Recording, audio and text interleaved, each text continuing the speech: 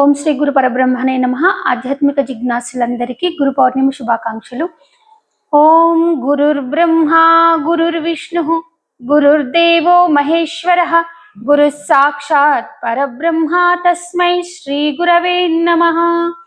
ఈ సృష్టికి అధిష్టాన చేతన బ్రహ్మమైనటువంటి ఆ గురు పరమాత్మకి నమస్కరిస్తున్నా.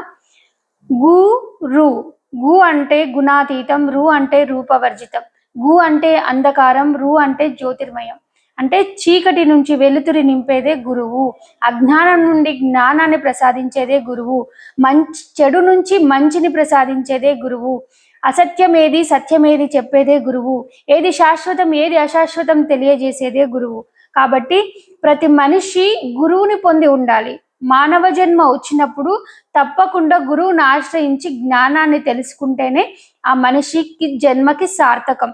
ఇప్పుడు రెండు కాల జంతువులాగా కాకుండా ఈ మనిషి ఎందుకు వచ్చిండు, నిట్టనులుగా ఎందుకు పుట్టిండు, ఈ మనిషి జన్మ ఎందుకు వచ్చింది, 84 లక్షల జీవరాశుల్లో ఉత్తమమైనటువంటి మానవ జన్మ కాబట్టి మానవ జన్మ ఎందుకు వచ్చింది తెలిపేవారు గురువు మాత్రమే. గురువుని ఆశ్రయిస్తే ఈ మానవ జన్మ ఇప్పటికైనా మానవ జన్మలు అని అర్థం.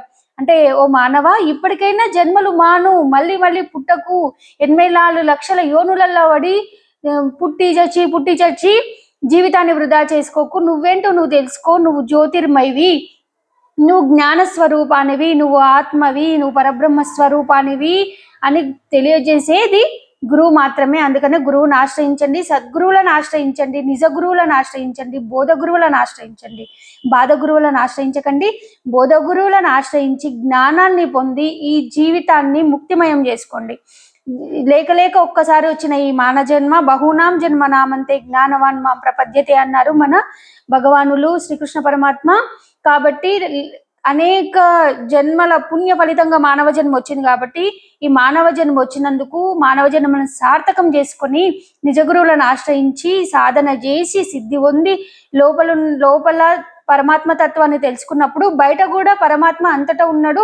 లోపల ఏది కనిపించిందో బయట అదే ఉంది. సర్వత్రం నిండి నిబిడీకృతమైంది ఆ సర్వంతర్యామి పరబ్రహ్మే, ఆ గురుస్వరూపమే అనే స్థితికి ఎదగండి.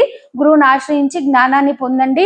మనకి వ్యాస మహాముని ఎన్నెన్ని పురాణాలు, 18 పురాణాలు రాసిండు, మహాభారతం రాసిండు, ఎంత వాంగ్మయం వేద వాంగ్మయాన్ని మనకు అందించిండు. ప్రతి గ్రంథంలో పరమాత్మ తత్వం గురించే ఉంటుంది, గురు శిష్య సంబంధమే ఉంటుంది. భగవద్గీత కూడా గురు శిష్య సంబంధమే, 18 పురాణాల్లో ఉంది గురు శిష్య సంబంధమే, ప్రతి దాంట్లో గురు శిష్య సంబంధమే. ఆత్మ విద్య బ్రహ్మ విద్య గురించే ప్రబోధించబడింది.